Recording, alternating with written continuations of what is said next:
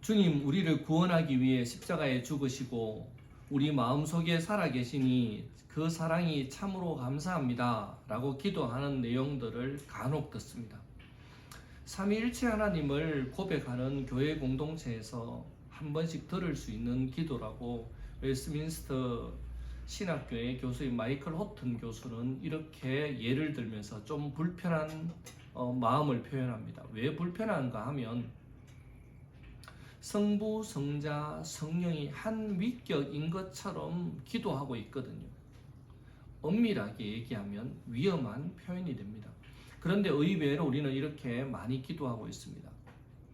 성부, 성자, 성령, 삼위일체에 대해서 이제 우리가 공부할 터인데요. 하나 분명한 것은 성부께서 내어주신 성자, 성자는 우리를 위해서 생명을 바치신 분, 성령은 우리 안에 내주하시는 분, 이렇게 성부, 성자, 성령, 우리는 삼위 하나님을 고백하고 있습니다. 그렇지만 성부, 성자, 성령 세 분을 우리는 그 영광과 권능이 동등하신 분으로 고백하고 있고요.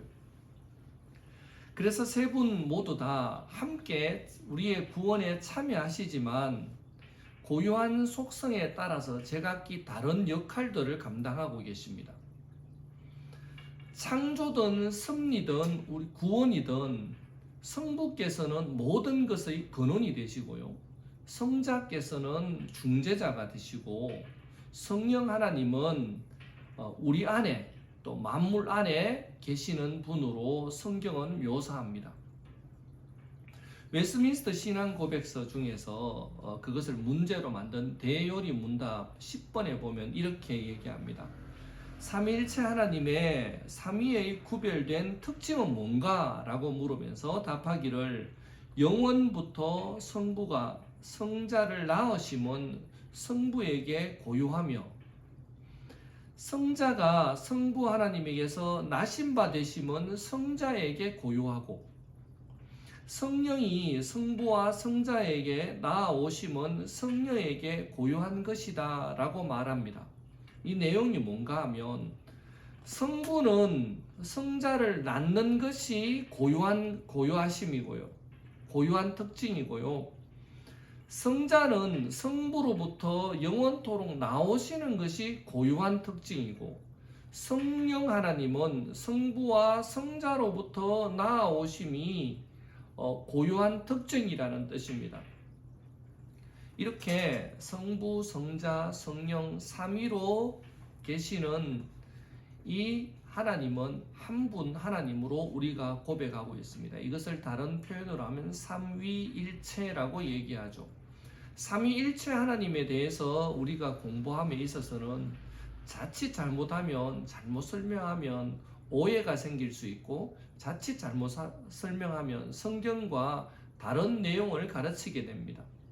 처음 제가 말씀드렸던 것처럼 기도할 때 한 위격으로 하나님이 이렇게 죽으시기도 하고 하나님께서 살아계시기도 하고 하나님께서 사랑을 베푸시기도 하고 사실 성부, 성자, 성령 하나님께서 각각 고유의 특성에 따라서 제각기 다른 사역을 하신 건데 한 분 하나님이 죽으시고 한 분 하나님이 살아계시고 한 분 하나님이 계획하시고 한 분 하나님이 내주하시고 이렇게 각각 하는 일들이 다르지만 하나다 이런 오해를 받는 경우가 생깁니다. 제가 집에 가면 아버지고 교회 오면 목사고 학교 가면 교수고 이렇게 각각 다른 한 사람인데 하는 일에 따라서 다르다는 거죠.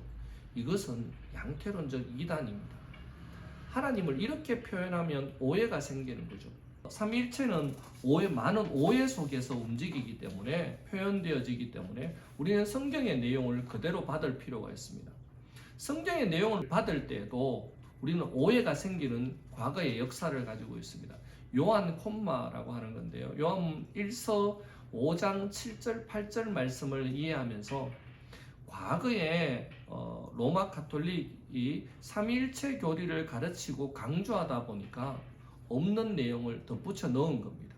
오늘날에는 킹제임스 버전에서 이런 형태가 나타나는데요. 킹제임스 버전에 요한 1서 5장 6절, 7절, 8절에 보면, 특히 7절에 보면 이렇게 기록합니다. 하늘에서 정은한 이가 세 신이 아버지와 말씀과 성령이다. 아버지와 말씀과 성령이다 라는 내용을 첨언해 놓았습니다. 사실은 원문은 그렇지 않거든요. 과거에 신약 성경을 편집하는 에라스무스라는 중세에 걸출한 인물이 자기는 이 내용이 없는 것으로 알고 있었는데 주변 사람들이 에라스무스를 삼위일체를 고백하지 않는 이단이 아닌가 이렇게 의심하기 시작했는데 에라스무스가 이런 얘기를 합니다. 삼위일체 내용이 있는 본문이 나오면 내가 그대로 실겠다라고 하는데 그 반대하는 사람들이 가짜로 본문을 첨언합니다. 아버지와 말씀과 성령이다 라는 이 내용이 첨언되어진 거죠. 사실 고대 사본에는 없는 부분입니다. 삼위일체라는 용어는 성경에 나오지 않습니다. 그렇지만 삼위일체 교리는 성경 속에 나타나고 있습니다. 대표적으로 나타나는 것이 마태복음 3장 16절 이하에 나오는 예수님의 세례받는 장면인데요. 그 장면에서 세례받는 예수님이 계시고 또 성령께서 비둘기처럼 임하시는 경우가 있고요. 또 하나는 하늘에서 음성이 있어서 내 사랑하는 자라고 말씀하시는 성부가 계시죠. 그래서 세례받는 예수님이 있고 임하시는 비둘기같이 임하시는 성령이 있고 그리고 음성이신 성부 하나님이 있고 그래서 성부와 성자와 성령 하나님을 성경은 가르치고 있고 우리는 성부께도 예배드리고 성자께도 예배드리고 성령께도 예배드리고요. 이 세 분은 한 하나님으로 같은 권능과 영광이 동등한 하나님으로 우리가 고백합니다. 그래서 성부, 성자, 성령 삼위로 계시는 하나님을 우리는 삼위일체 하나님을 고백한다라고 얘기합니다.